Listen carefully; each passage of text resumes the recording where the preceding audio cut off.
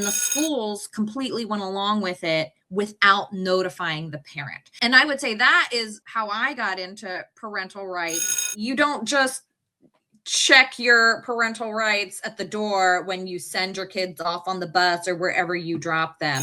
The whole idea of parental rights, why we even have to say parental rights as a term, is kind of mind-blowing to me. I would really encourage parents at the beginning of the year to put eyes on your student's teacher, introduce them, let them know that you're there to support them in education. Welcome to the School Board with Jovani Patterson, where real change begins. Across the country, parents are deeply concerned about their kids' education, but many families feel unsure about how schools work, how decisions are made, and where their voice fits into the process. Who is ultimately responsible for a child's education?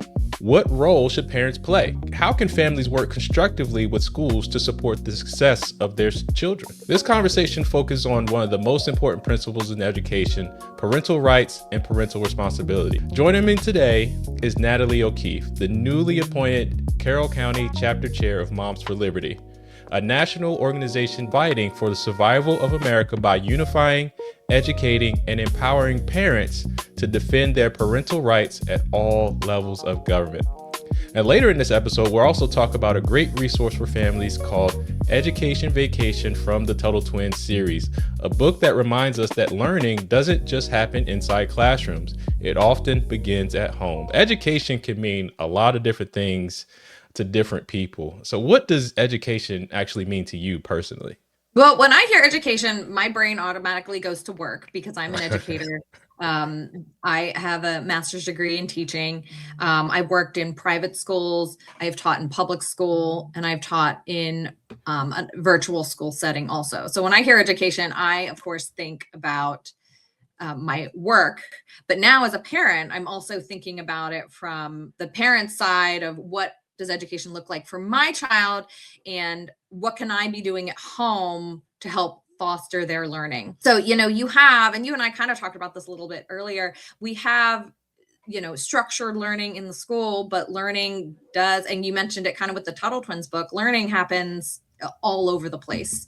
One of the things I love about my house, there's a lot of things I don't, but one of the things I love about my house is we have this backyard with a nice solid PVC fence. And my goal, once it gets warmer and stops raining, I just am excited to be able to send my kids just outside in the backyard to just explore and just learn in the backyard. Because I have a lot of memories of my growing up at my house, just in the backyard, in the woods, just learning out there. When you think about education at its best, like what should it accomplish for a child? Education, the ultimate goal, right, is that we want to prepare our kids and our students for work and being productive members of society, for being, and I would say also for being good partners and good parents in their adult life.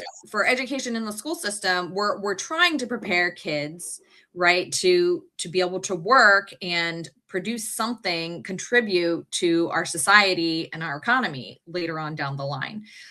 So at its best, at its most basic, like we need kids to be able to read, write, literacy skills. We need kids to be able to do math, some level of math skills. We need kids to understand how certain things work. And I would argue it's really important that we make sure kids know that communism has failed everywhere it's been tried. That's very important. That should be on top of the list at this point, right? I mean, if we're not doing case studies on New York right now, or Venezuela, or I mean, it's just, I don't know. Where did your passion for education come from? That's a great question, because I did not study it in my undergraduate, but I was really passionate about travel and living abroad. And one of the ways you can, if you're, a young person looking to spend a year abroad, one of the ways you can do that is by teaching English. And so I spent a year in the Caribbean teaching at an English speaking school, and I was teaching first grade. And at the end of that school year, I knew two things. I realized I really enjoyed the process of preparing lessons and teaching and watching students learn. But I also knew First grade was not my grade. The younger children were not my forte. So when I came back to Maryland, and I worked on my master's degree and got my teaching certification. And while I was doing that, I was actually teaching in a private school in Owings Mills. So I mean, I guess maybe you might say that it was really just kind of those first few years that I was teaching without really any training, just kind of flying the plane while I was building it, as they say. And I really did enjoy watching students progress in what they didn't know, and then prove it, like showing me what they did know at the end. I think it's a very fulfilling career if you've got the right support. So you kind of just fell into it, sounds like. I did fall into it. That's a very good way of saying it. Yes. Oh, amazing. For parents listening who may feel overwhelmed by the school system, what do you think parents should remember about their role in their child's education? The important thing is to realize you can't just turn your child's learning over to the schools and then be done with it. No, like that. And this happens to me every day. My daughter comes home and we're opening her homework folder. She's only in kindergarten, but we're opening it. I'm looking at what she's learning. Even if it doesn't say to like go over her sight words or whatever, we're reviewing those too. So my kids are always asking to turn on the TV. And I'm like, some days I'm like, you know what, we will, but we're watching Meet the Phonics. We're working on our sight words and our letter sounds. So for parents, I would say you don't just check your parental rights at the door when you send your kids off on the bus or wherever you drop them. Parents should be playing a very active role in their children's education, not only for the education's sake, but also kind of as a watchdog, right? Because that's how a lot of these issues came out, was in 2020 when kids were doing their lessons at home and parents started to overhear things, about privilege, and they're like, why is my child being taught Marxism in the public school system? So take an active role and I always try and look for teachable things, even when we're out somewhere having fun. I guess it was a year and a half ago, we were at this mountain place. We're in the pool and my kids have their pool toys and I'm having them count and do subtraction with their pool toys. Again, it's easier, I guess, maybe for me because my kids are younger, but I'm like, all right, if we've got 4 Sinkies and I take 1 Sinky away, how many Sinkies are there left? We're playing in the pool, So I'm just kind of always trying to look for ways to reinforce those maybe basic skills. My son is in 2nd grade, and second graders are starting to get, he's starting to get into that age where I don't feel like going to school, and it was funny. One morning he was like, I don't want to go to school today. Can I just learn from nature?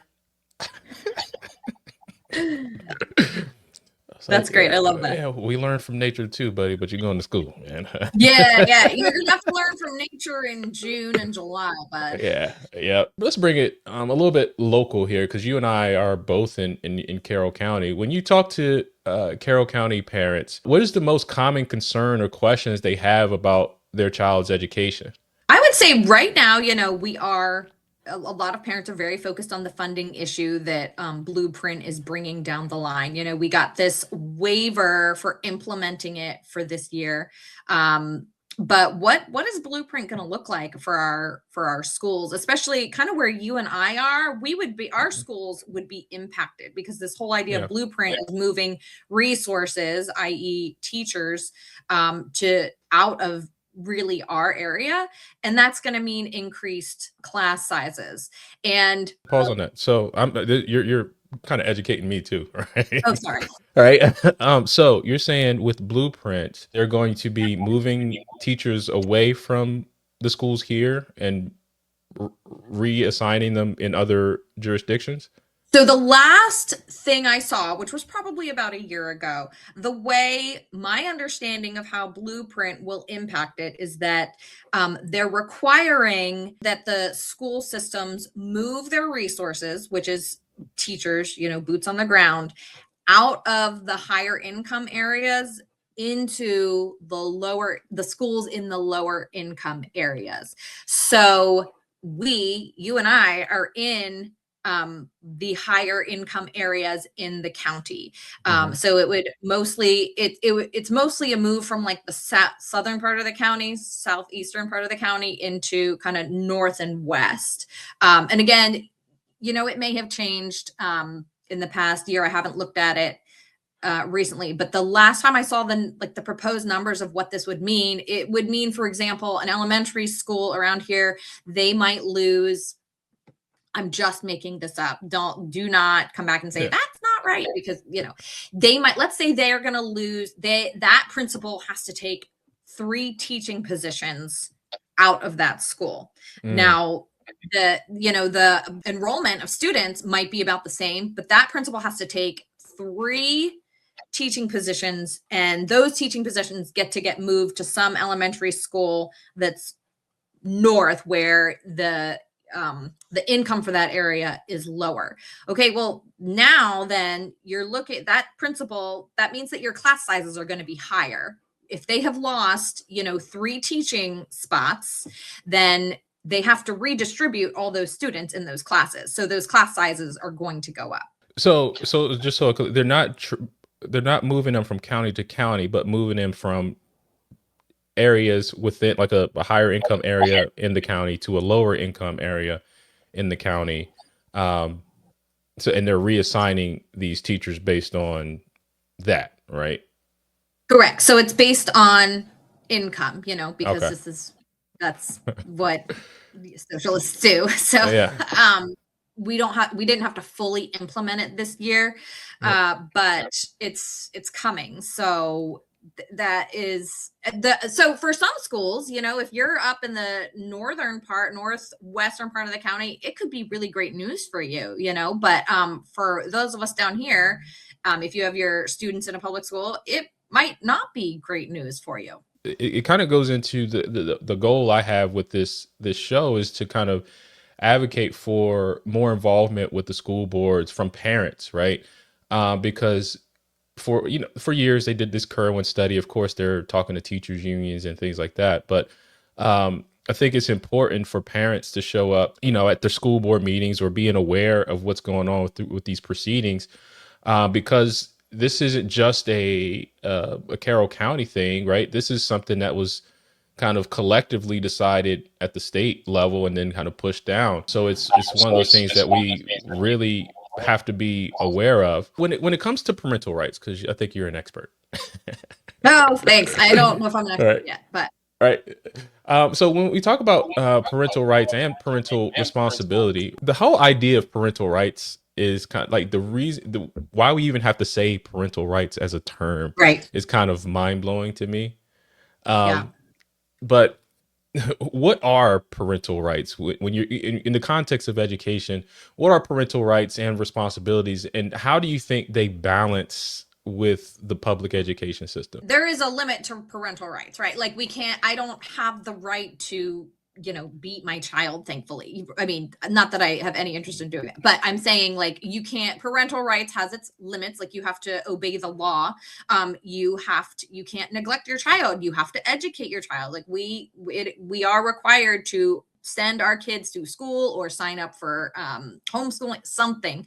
I want to bring up California as an example, because in California, there are several instances where a student was started to identify as the opposite gender, or started to want to use different pronouns, want to use a different name, and the schools completely went along with it without notifying the parent. So they did not involve the parents at all in this process. And I would say that is kind of how I got into parental rights, is reading these stories of these schools that were kind of hiding these things, not notifying parents about this. Another thing I read, this was a couple of years ago, maybe it's changed, but probably not. In California, students I can't remember the age, but at a certain age, students can leave a public school to go get prescriptions like birth control without a parent's knowledge or permission, I guess is the word. So, which, like, that's crazy to me. If your 14-year-old wants to get on birth control and the school will just let them go get it without any parental involvement, that is wild. So those are extreme examples, of course, but it's those types of stories that made me say, hang on a minute, no, like that's craziness. Yeah. I also just don't think it's in the schools, it's outside of the school's purview to be letting students go get prescriptions like that. Once the child is on the school campus, isn't there some level of responsibility? Because who's responsible if something were to happen to that child while they're off Exactly. campus? Yeah. And I don't, again, it was out in California. So I was also wondering, how are they like walking? How are they getting there? I don't know. Is Mhm. it like a nurse? I have no idea. But I remember reading that and just being like, this is nuts. Yeah. And I think at the time it was brought up because someone somewhere was trying to also allow students at a school to get, like hormone blockers, because they're like, Mhm. well, if they're allowed to get birth control, then they should be allowed to get hormone blockers without telling the parents too. And that's just craziness. That kind of catapulted you into being more involved. What advice would you give to parents who want to be more involved but aren't really sure how to start if they're seeing stories like that, like you're seeing? Like what advice would you give to those parents? There's a woman I go to church with, and I just love it. But she says that at the beginning of every school year, she goes in and introduces herself to her kids' teachers. And, I don't know exactly what she says, but something along the lines of like, we do not believe in gender ideology. Like, we believe that boy is a boy and a girl is a girl, and that's your God given design. And please do not draw my child into anything otherwise. Yep. So I just love that she does that, because that it can take some guts, right, to look someone in the eye and say things that should be common sense, but somehow we've lost it in our culture. I would really encourage parents at the beginning of the year to put eyes on your student's teacher, introduce them, let them know that you're there to support them in education. Take a look around the classroom. I think a teacher's classroom really can give you some hints about as to who that person is. Yeah.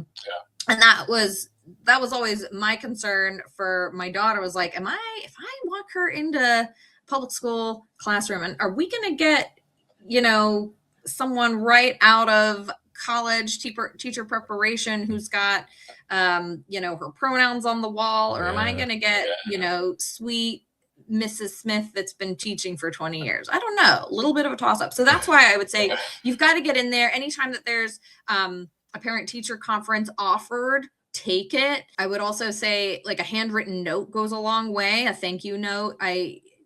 When I was teaching, those always meant more than any of the Christmas mugs that I was given. I like a good thank you so much for the hard work you're doing. I have learned this in your class, yada, yada. So, and then I would say, this does take a little bit more time, but if you can watch the school board meetings online or watch them later, because the recordings are there, just kind of pay attention to what's going on. And, if you see something, it's like when you're at the airport, if you see something, say something. Yeah. We've been in so much communication with my son's teacher. But she's been awesome. I think she over communicates sometimes. I mean, it's not necessarily bad. It's not even a bad over communication, but she's sharing everything. And my son, he had some adjusting to do. And he's just active, and he just many people don't realize how much influence local school boards actually have. So I just want to ask real quick, why does the school board matter so much for families? The school board is kind of, they're kind of setting the tone for the school system. So school board is responsible for a lot, like the budget, all the budget stuff. So that makes a big difference as to where you're spending your money, what's it being spent on. They generally hire the superintendent of the schools, so that makes a difference too. Who are you getting to come in and run the schools? Would I rather see our school system teachers be given a training on how to engage with struggling math students, or would I rather see them be given a training on anti-racism in the classroom? I don't think I need to answer that question, but that is a thing that happened. Fairfax County, where I used to teach, not when I was teaching there, but they paid Ibram X. Kendi, I think something like $20,000 to come in and give a training, a speech to their assistant principals, I think it was, all their assistant principals on anti-racism.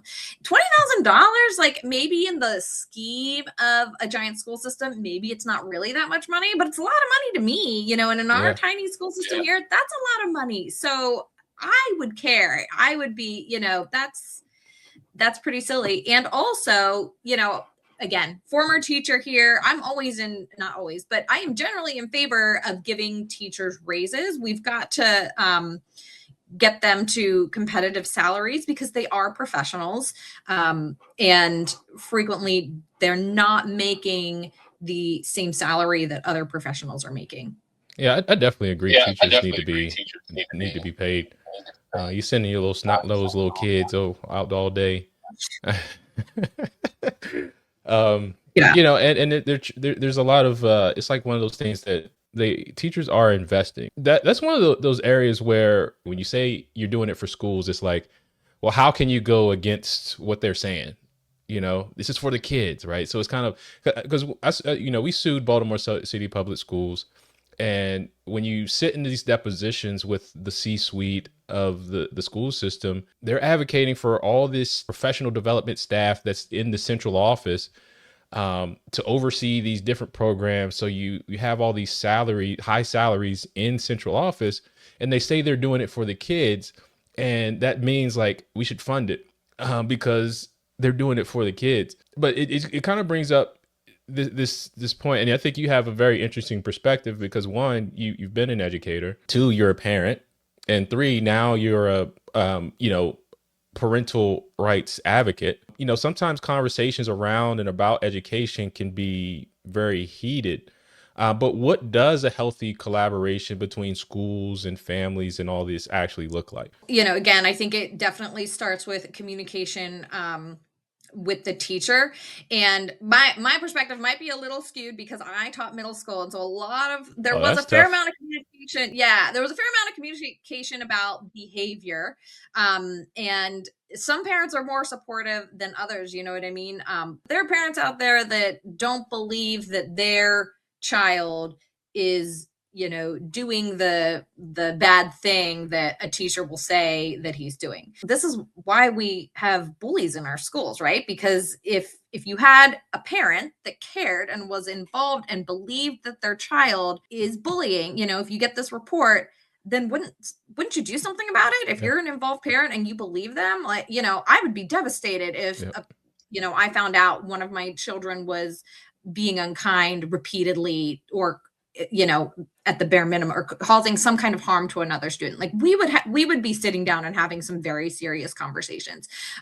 It's just important to really make sure that your child understands that you're very active, you're in communication with that teacher. If you're able, volunteer at your child's school, volunteer at your child's classroom. I think that's a great way to support the teacher and make sure that your kid knows, like, I'm here, I want to be present in your life. I want to know who your friends are, both from like an I love you standpoint, but also from like a I'm watching you standpoint. I know not everyone is able to take multiple days to go and volunteer at the kids' classroom, but maybe it means that you take a few vacation hours to go in for an event or whatnot. We have a speech thing next Friday morning for my daughter, so I'm definitely going to be there, probably sitting in the front row with a big smile on my face. And she's only in kindergarten, but I think she's already like, "Mommy, like, no, you can't do that. Mrs. Maddox will not like that." So I'm already getting a little bit of that, but yeah, I would say trying to be very present at those different types of events. There are some school districts and situations where parental involvement is kind of rejected, right? And I can think of a scenario when I was my daughter had some math homework, and granted, I'm an engineer, so I can do math. I like numbers. And I wanted to understand how it was taught in school so I can kind of reinforce that at home. So I sent the message to the teacher, and the teacher responded back and said, "Don't worry about it. I'll work it with her on it tomorrow." Well, I mean, I'm here. Like I can help my daughter with her homework, and Common Core math is kind of crazy to me, or doing all these other things, because the way I learned it, I can teach it the way I learned. What would you encourage parents to do in those scenarios where the school district or school system may seem more rejecting of their involvement? I think you just kind of have to push back a little bit and say, I do think, from if I'm a teacher, I'm just trying to put myself in that teacher's shoes. I would assume I don't want to assume anything, nefarious, but I assume it's probably a time thing. Like maybe she does not want to take the time to try and find a resource to send to you and be like, here is how we're teaching it. But I would just push back and say, hey, I really don't want to take too much of your time, but I don't want to be, if I teach her math the way I learned it, it's going to be different from the way you're teaching it. So if you can, just point me towards the right resource, and I will look into this and just make sure that I'm reinforcing what you're doing at home. So I think you do sometimes have to push back respectfully and say, no, like we are going to work on this at home. Education is very important in our house. And I think that leads me kind of, I guess this is a tangential thought, but I think we take education a little bit for granted in our country because it's free. Like it's a public school. You send your kids to public school and it's free. And I think sometimes because the cost doesn't hurt you, you don't tend to prioritize it as much. So I think probably you've got teachers that are just they're used to that attitude that we don't value our education. And so they're just like, no, I'll just deal with it. Whereas like what we want is more parents saying, hey, what are you doing in the classroom? I'm going to be working on that at home too. Which just gets back to my, my original thing about just using every opportunity you can as a learning experience. But I do think there is something to be said for this idea that because this is a free thing, we just don't as a society, I think, value it, because we value things that we've invested money in. We haven't seen our money directly invested into the education system. It is via our taxes, but because we don't see it, I don't know that we really value it. A teacher says, we're going to have a banned book week at our high school. You see this come up. It's the only school in the district that started this. What is your immediate reaction? If it's my kid, I am either calling or I'm going in and I'm saying, hey, banned books week, I see this. Okay, I'm just really curious. What are the banned books that you're going to be featuring? Because I do see a lot of conservatives get like very worked up about banned books week, which I understand, but we need to recognize that banned books week has been going on.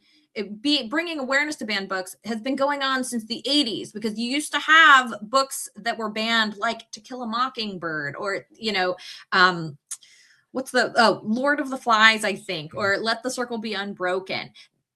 Those used to be the books that were being featured, and I have no problem with bringing awareness to those books. Those are great books, but it's a whole different thing now, because the books that are being slipped under banned books week are books that should not be in school libraries. So that's my first question. I'm not immediately freaking out about this. If I see this, I am either, like I said, I'm picking up the phone, or I am going into the school and I'm saying, hey, I would like to see a list of what the books are that you're featuring as part of the banned books week, and if it's these older ones from,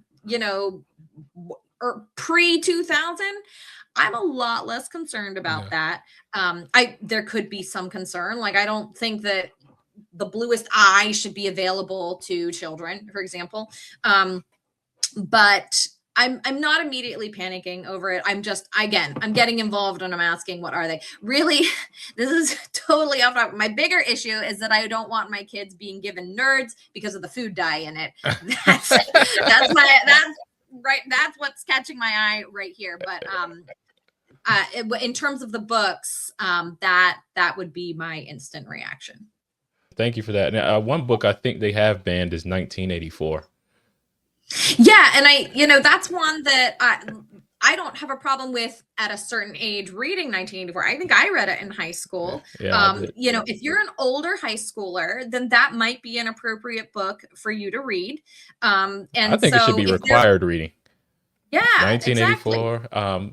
Animal Farm, and the Lord of the Flies. Lord of the Flies. Yeah. Yeah. No, those are. So if you're featuring that like, let's bring some attention to 1984, that would be great. It's been a long time since I've read it, so I don't even know if there's any content that I would be like, oh, I don't want my sixth grader. I don't remember. But those are not the books a lot of times that they're trying to show off. They're trying to show off more recent books that have sexually explicit content that we don't really want to draw attention to. If there was one thing that you would advise that you would like people to take away on, what they can do next to be more involved, be more present, if there was one thing, what would that one thing be? And I don't know how all states work, but here in Maryland, our legislation is in session from January, February, and March, I think. And I would keep my eyes open on that, like the things that are happening in the conversations in legislation. You need to pay attention to those because those impact your student and the school system. I mean, there are tons of bills that are surround education,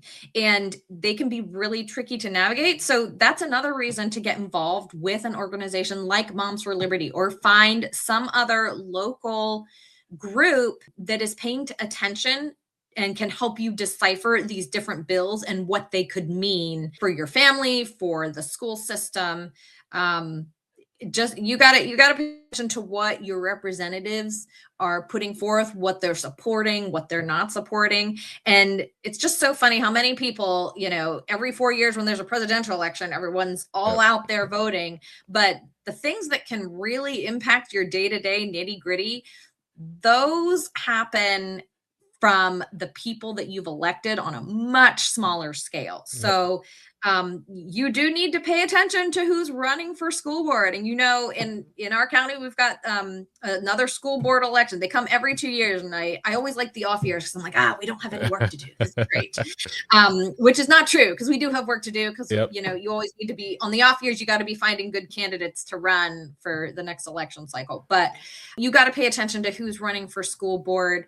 And you need to, if you've got good candidates, and you need to get out there and support them. And that means, going to their fundraising events. Sometimes that means money. Sometimes it means knocking on a few doors for them. Thank you again, Natalie, for joining me on this first episode of the School Board with Jovani. What do you want to leave people with? Where can people find you? What you're involved with? Yeah. So, I definitely encourage everyone to check out their local Moms for Liberty chapter. And, if you're tuning in from somewhere that doesn't have one, maybe you want to start one. Maybe that's something that you want to do, but you can go to, I believe it's momsforliberty.org, but I also am really bad at, remembering .org or .com. But yes, momsforliberty.org, and you can find your chapter. And, even if you're someone that is kind of like, I'm a little nervous about making action happen, sometimes it's just good to hang out with people that are having these conversations, and that you don't have to play the mental gymnastics around, because sometimes that your local communities, you got people that just are not in the same headspace, and it's really nice to be in a headspace of people that are thinking like that. So definitely go to momsforliberty.org. Find us, find your chapter, start a chapter, and join this movement. Yeah, I'm gonna tell you, Moms for Liberty have been some of the most beautiful people I've been around. Like all the just organization. I went to the Philadelphia convention. Okay. Yeah. It was Vivek Ramaswamy, and President Trump came, and it was a lot of fun. The protesters out there. It was funny. That was wild. That was wild. We did it. Yeah, it was fun. And then just going to some of the local meetings out here, and I've actually testified for Justin Reedy on one of the parental rights bills. That's awesome. And so Moms for Liberty has always been great. Future episodes of the School Board with Jovani Patterson will explore such topics as how the school board actually functions, how education budgets are structured, how policy influences classroom outcomes, and how parents can engage effectively in local education governance. Because when families understand how the system works, they gain confidence to participate in shaping it. And real change begins locally. Real change begins with the school board.